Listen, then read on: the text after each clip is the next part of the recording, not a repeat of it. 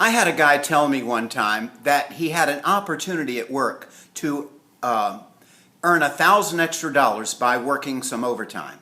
He declined that opportunity though because he was afraid that this additional income would put him into a higher tax bracket. The result of him therefore paying more taxes would be a reduction in his net or after-tax income. Well, this guy either did not understand the tax structure in the United States or was looking for a reason not to work overtime. And knowing this guy, I suspect it was both. Let's consider the following example. Suppose that the tax structure in the United States looked like this. The first $10,000 of income was taxed at a rate of 20%, and everything over $10,000 was taxed at a rate of 50%.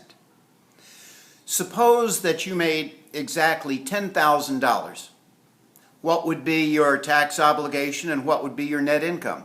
Obviously, your tax obligation would be $10,000 gross income times the 20% tax rate, or $2,000. That $2,000 would be your tax obligation. Your net income would be the $10,000 gross minus the tax obligation, $8,000. Okay. That's simple and straightforward enough. Now assume that you earned an additional $1,000.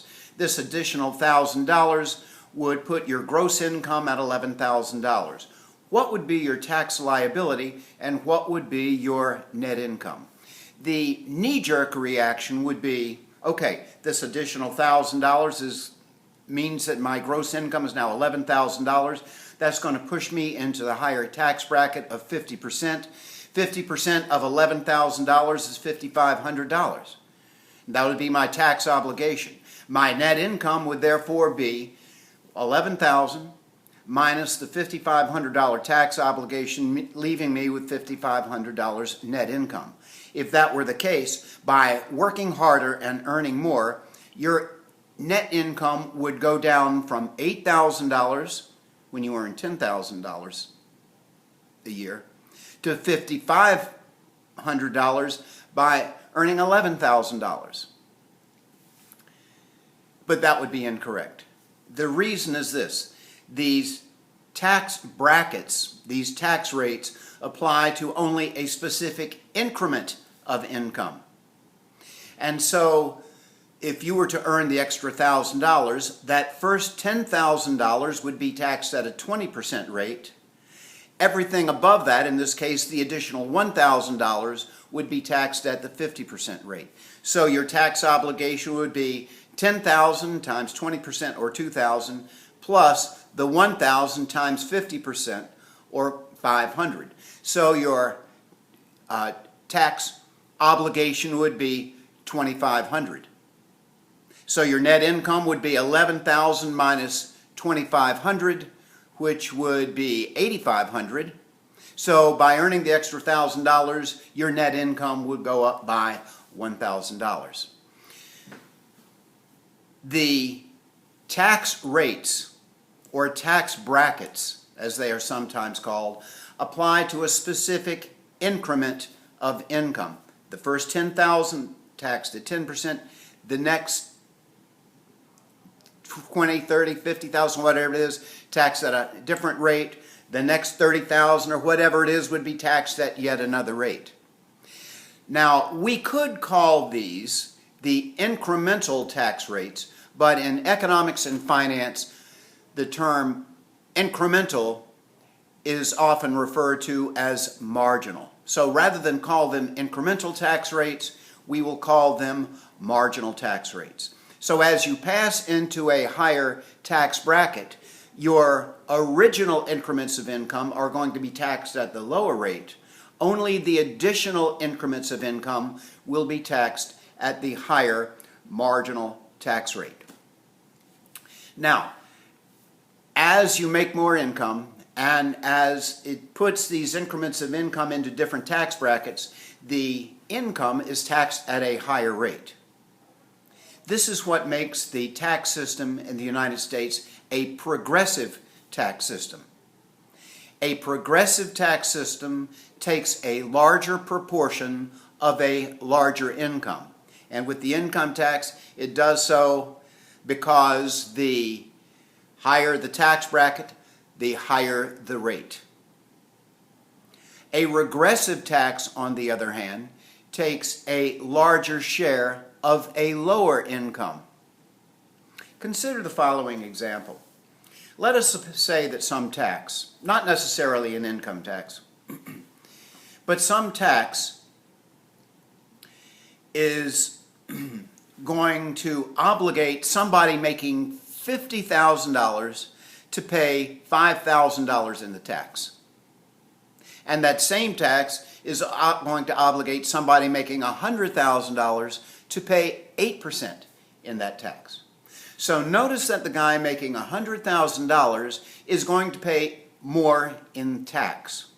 But the guy making $100,000 is only going to pay 8% of his income in that tax, while the guy making $50,000, paying $5,000, is being taxed at a rate of 10%. Despite the fact that the higher income guy is actually paying more in taxes, this would be an example of a regressive tax because it is taking a smaller portion of a higher income. In this case, 8% of the $100,000, 10% of the $50,000. Now, here are some examples of some regressive taxes. The Social Security or FICA tax is a regressive tax. And that is because after you reach a certain critical level, you're not going to pay any more of your income in the Social Security tax. It's right around $100,000 and change. It changes almost every year. But suppose that your Social Security tax obligation would be 6% of your income.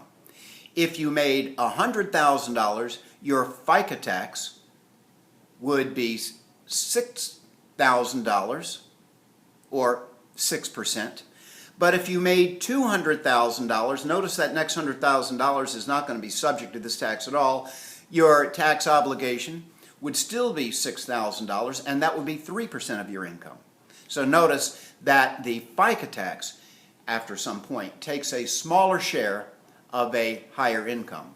Another example of a regressive tax is the sales tax. And that is because a person with a low income might have to spend all of their money to buy food and necessities and all of that stuff, whereas a higher income person doesn't have to spend all of his money. Maybe he can save some. And that means that some of his money, some of his income, will not be exposed to the sales tax. And because the higher income person can save, only a portion of his income is subject to the sales tax.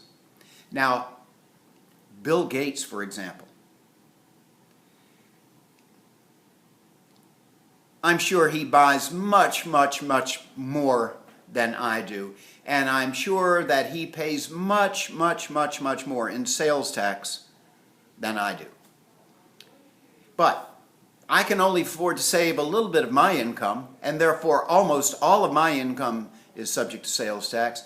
He probably saves 90 or 95 or God knows what % of his income. So only a tiny fraction of his income is actually exposed to sales tax. That's why the sales tax is a regressive tax. Another regressive tax would be a tax on necessities. A tax on necessities because a poor person cannot afford to buy luxuries, they can only afford to buy necessities. That means a lower income person is going to expose his entire income to a tax on necessities, whereas a higher income person can afford to save and buy luxuries and everything like that. So a tax on necessities is only going to tax a portion of a higher income, whereas it'll tax the entire amount of a lower income. For that reason, a sales tax on necessities such as food and medicine are generally exempt from sales taxes. The exemption of these types of necessities makes the sales tax less regressive. Now, let's talk for a moment about the different tax rates that apply to different categories of income. Ordinary income is income such as salaries and wages, things like that. Your ordinary income is going to be subject to those different marginal tax rates. Interest income, the income earned by nominal assets, is also treated as ordinary income. Your interest income is subject to those marginal tax rates. Now, there is one exception, and that is the interest earned from municipal bonds, and we'll talk about this when we get into Module 8. Dividends are treated differently. Dividends are taxed at 15%. Now, dividends are the payments made to shareholders of a corporation. Dividends are taxed at 15% unless your household is earning over $400,000, and then they are taxed at 20%. That is this year. Who knows what is going to be next year. Capital gains. Now, capital gains are the profits from the sale of an asset. And there are two types of capital gains: short-term capital gains and long-term capital gains. Short-term capital gains are the profits from a sale of an asset that you have owned for 1 calendar year or less. Short-term capital gains are treated as ordinary income, and therefore they are subject to the marginal tax rates. Long-term capital gains are the profits from the sale of an asset that you have held longer than 1 year. And the maximum tax rate on long-term capital gains is 15%. There is another particular tax rate that we should consider, and that is the tax rate applied to an owner-occupied home, not investment property or rental property or anything, or a second home, vacation home, anything like this. This is the owner-occupied home, a home that is your primary residence. The profits from the sale of a home that was your primary residence for any 3 of the last 5 years is tax-free. Now, there are certain limitations on that. We're going to talk about that when we get into real estate and the major purchases. I believe this is Module 7. If the property was not your primary residence for any 3 of the last 5 years, then you would owe capital gains tax, either long-term or short-term capital gains tax. Now, there are some types of income that are totally exempt from tax. That's inheritance, life insurance, child support, things like this. They are exempt. See the section on exemptions and deductions in the set of lecture notes there in Module 4. Post questions and comments to the discussion board, and we will see you there.